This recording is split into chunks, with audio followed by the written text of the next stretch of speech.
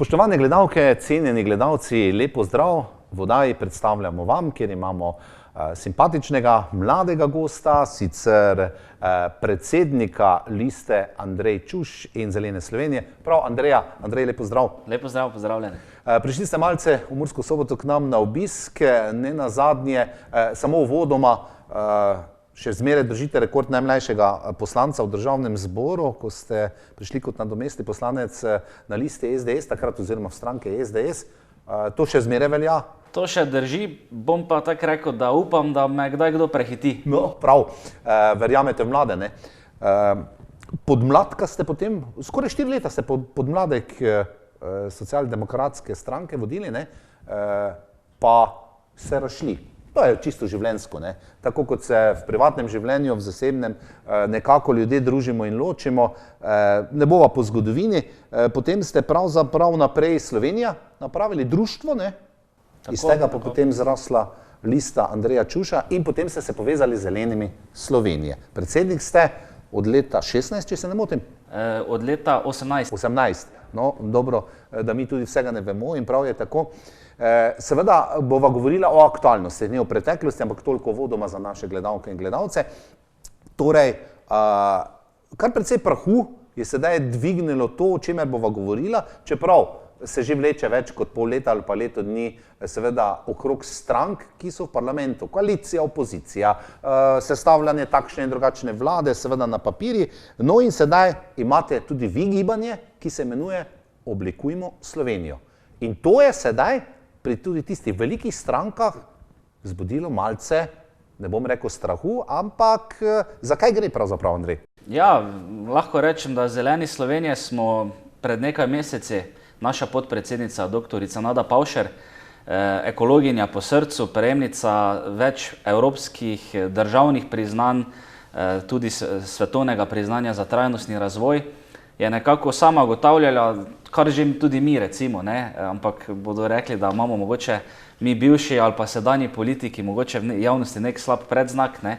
Jaz bom tako rekel, sama je rekla, da v Sloveniji imamo toliko strank, ki nekaj predlagajo, imajo neke pametne ideje, ampak ne morejo pa priti v parlament, ne? Vedno se neka alternativa kaže, ampak dokler ni enotnosti in skupnega nastopa, seveda pa po drugi strani ugotavljamo, da zunaj parlamentarne stranke vseeno sodelujemo in smo demokratično organizirane, bom rekel, ne, mi a priori ne nasprotujemo ljudem ali stranki, vsi moramo spoštovati rezultate volitev in prav ta korona kriza, ki je prišla, jaz bom tudi sam rekel, zdaj zaposlen v gospodarstvu, tako in drugače, ni samo, bom rekel, to zdravstvena kriza, prihaja do socialne krize, ogromno stisk, prihaja do politične krize, zdaj v parlamentu prav tekmuje, kdo bo koga od zadaj, malo direktno rečeno, ne.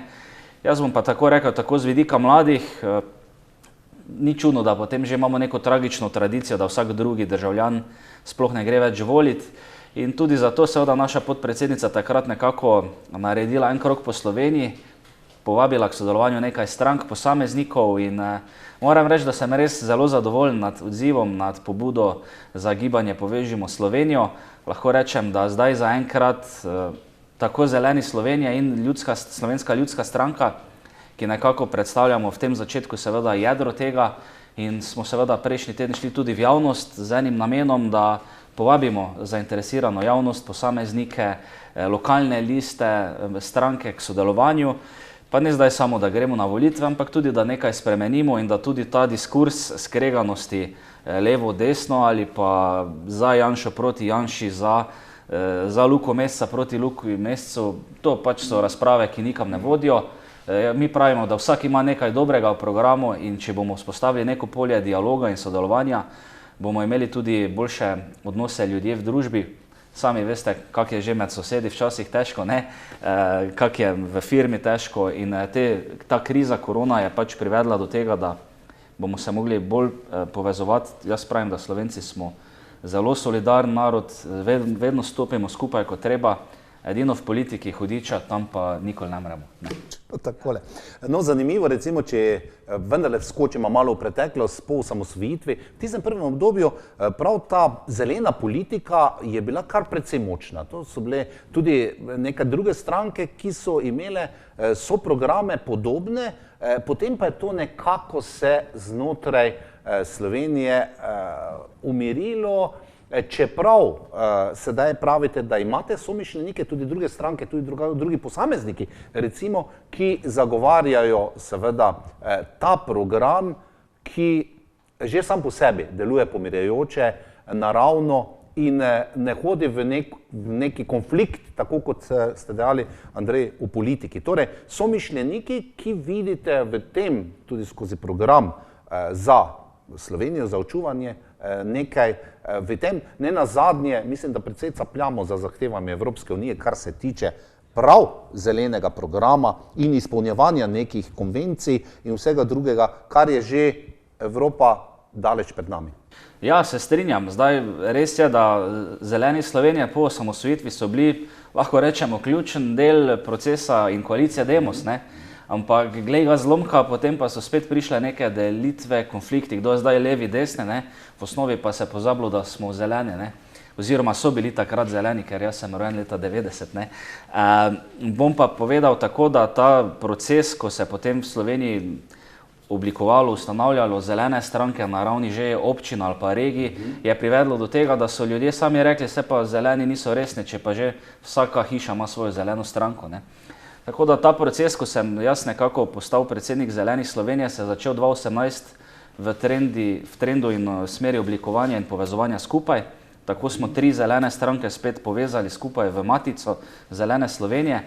To lahko rečem, da se je tudi že obrestovalo na evropskih volitvah, ko smo, nekateri bodo rekli, da to malo, ne, ampak sorazmerno malim vložkom in medijsko prepoznavnostjo, ker vseeno manjše stranke nekako nismo tako žal atraktivne za nekatere, ne, predvsem nosilce kapitala, ker kapital je tisti, ki človeka in okolje vedno degradira.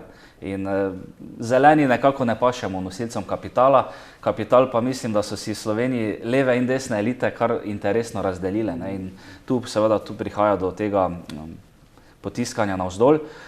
Tako da bom rekel, da ta rezultat na evropskih volitvah, slaba 2,5 % je bil najboljši rezultat po letu 96 in gremo seveda naprej. Zdaj neke ankete na Pop TV-ju že kažejo 3% in tak naprej, ampak naša želja ni zdaj priti v parlament s 4 poslanci, ampak res nas zanima povezovalna zgodba, večja zgodba, tisti, ki bi bili jeziček na tehnici, da bi tako včasih koga na Twitterju umirili, pa da bi včasih koga s kakšno zvezdo umirili, bom rekel, ne. Dajmo tisto iskati v ljudeh, kar nas povezuje in združuje, tiste simbole ali pa geste in obnašanje, ki pa nas deli, pa jezi, pa dajmo čim bolj na stran. Kar se pa tiče nasploh, pred vsakimi volitvami nekdo pride in reče, da ima zelen program ali pa trajnostne rešitve, ne, ampak potem hitro vidimo, da se zgodi po tistih, ki plačajo volilne kampanje. To pa seveda kapital, državna lastnina, ki seveda tudi na levi in desni to sponzorira. In pridemo do tega, kar imamo danes. Danes mi na mesečni ravni plačujemo velike kazni Evropski komisiji, tako zaradi prepočasne sanacije ilegalnih divjih odlagališč, da se ne pogovarjamo niti o implementaciji neke zakonodaje, podnebnih ciljih. Sam pa bom tako rekel, da po eni strani se moramo zavedati majhnosti Slovenije v svetu, ampak vseeno pa moramo nekaj doprinesti tudi globalno. Bi pa jaz nekako izhajal iz 3 osnovnih znamen: voda, zemlja, zrak. V Sloveniji recimo 140 000 ljudi sploh ne ve, kako vodo pijejo. Zdravstveni inšpektorat pa sam ugotovil, da 30 000 Slovencev pa pije vodo, ki je škodljiva zdravju, ne. Zdaj, če gremo v zemljo, sami vemo, to pač dediščina bivše države, pa ne želim delovati ideološko ali kaj šimfati, ker takrat nisem živel in o tem ne bom govoril, ampak imamo seveda v Sloveniji kar nekaj središč, kjer je potrebno seveda sanirati stara okoljska bremena, se temu reče v praksi. Ljudje živijo seveda žal v zastrupljenem okolju.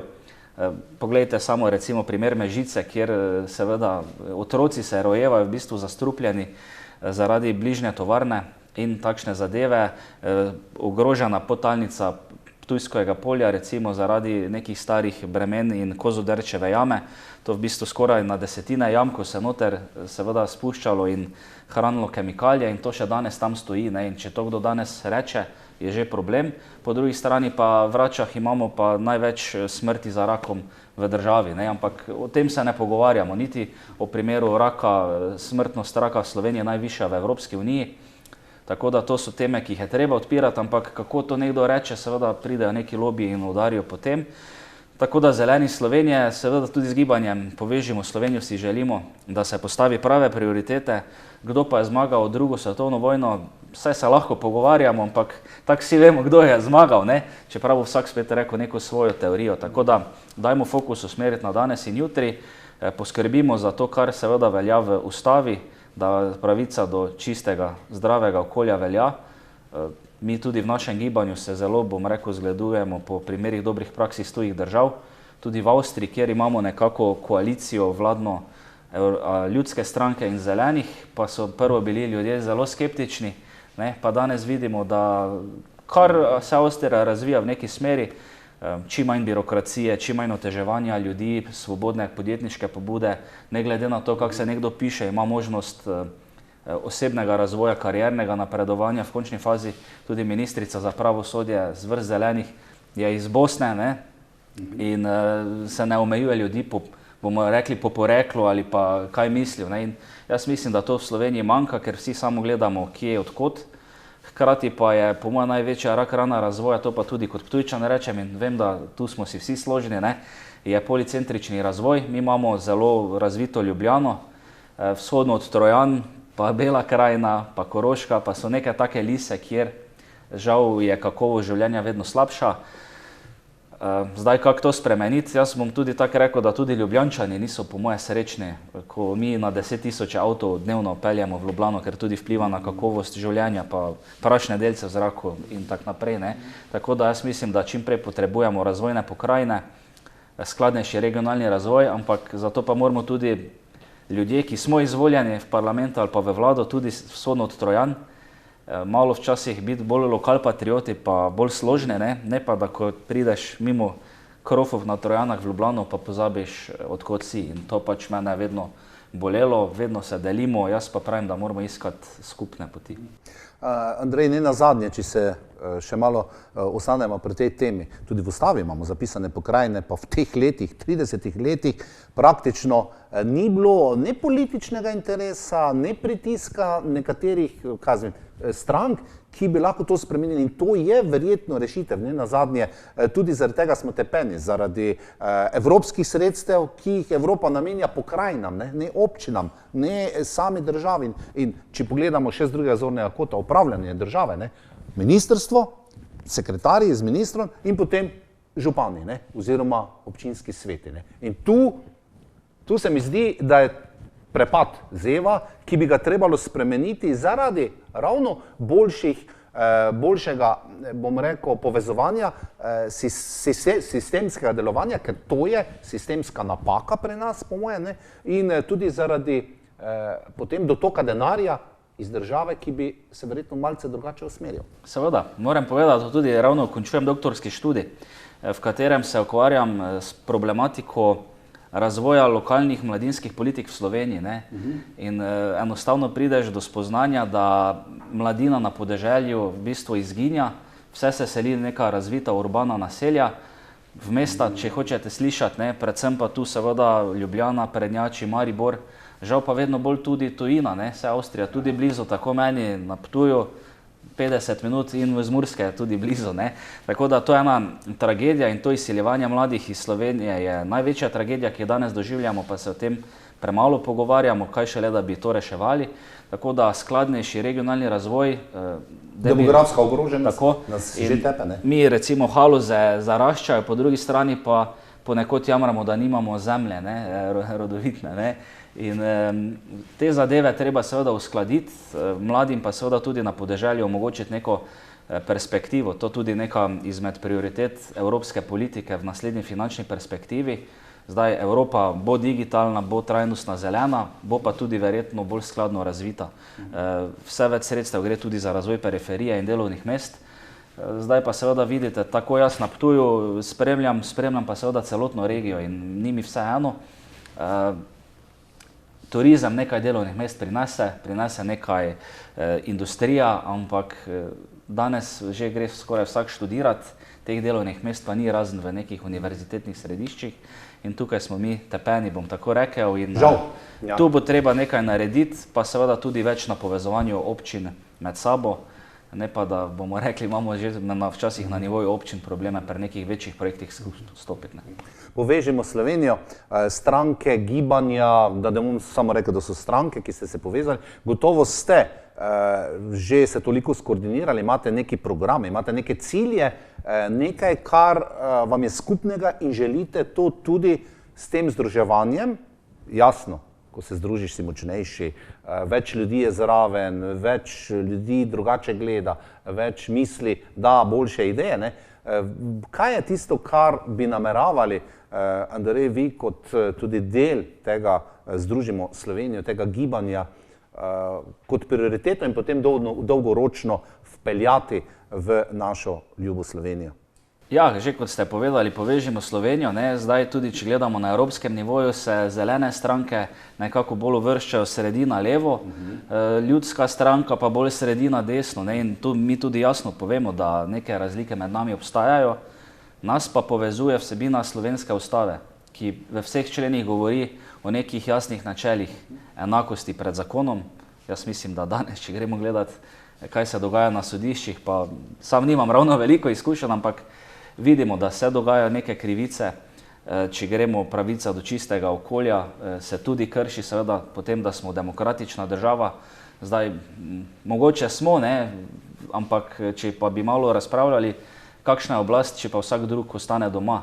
Če se pogovarjamo o socialni državi, spet vidimo ogromno primerov nekih zlorab, ne. Tisti, ki dela, pride slabše skozi kot tisti, ki ne dela, recimo, ne. In to so neke zadeve, ki jih po 30 letih vsi omenjajo, ne, nihče pa tega ne rešuje, ne. Jaz tudi pravim, nekateri pravijo, da sem mlad, ampak vseeno pa imam neke izkušnje, ne.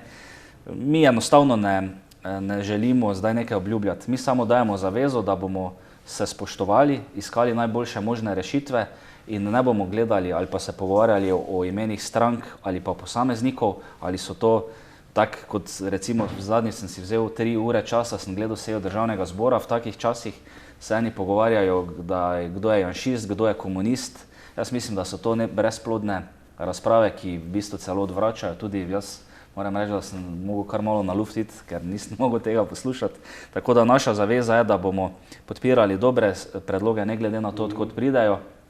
Zdaj neko jedro tega infrastrukture zagotavljamo Zeleni Slovenije, Slovenska ljudska stranka, potem lahko tudi izpostavimo Kanglerjevo ljudsko stranko in pa potem listo župana Bojana Šrota iz Celja, seveda pa tudi številni ugledni posamezniki, dr. Ernest Petrič, potem jaz sem tudi judoist, mi dosti pomeni, da je Lucija Polauder, prejemnica olimpijske medalje iz Pekinga, dala podporo temu povezovanju, potem gospod Sušnik, predsednik Zveze društev upokojencev Slovenije, predstavniki kmetijstva, gospod Bogovič, evropski poslanec.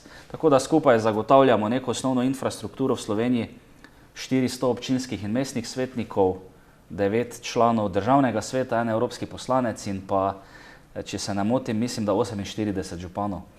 Tudi zeleni imamo svojega, na to smo ponosni, ker marsikatera stranka ve, če se s tem ne more pohvaliti, in vabimo tako civilno družbo in posameznike, da se pridružijo. Moram reči, da odziv v prvih 2 tednih je res bil tak, da se še nisem konkretno naspal, pa me niti ne moti, če sem iskren. Bom pa se enkrat seveda mogel, ne, če smo iskreni.